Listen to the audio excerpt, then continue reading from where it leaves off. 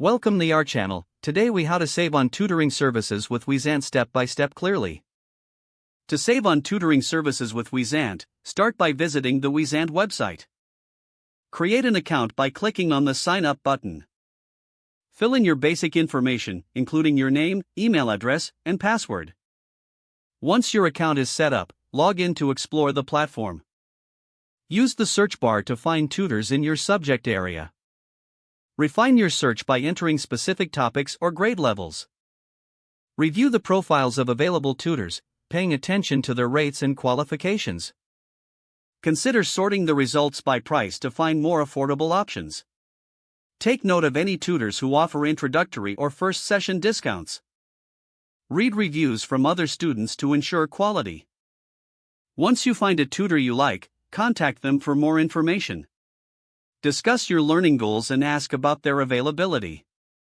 If you decide to proceed, schedule a session that fits your timetable. Check if the tutor offers flexible pricing or package deals for multiple sessions. Once you've completed your session, assess the value received. If satisfied, consider booking more sessions at the same rate or inquire about discounts for additional lessons. Utilize any referral programs Wyzant offers to save further on future sessions. Stay updated on promotions or offers from Wyzant through their newsletters. By following these steps, you can effectively save on tutoring services while achieving your academic goals. If the page does not load, refresh the browser or try again in a private or incognito window. Make sure you are using the correct email address, then retype it carefully to avoid small typos.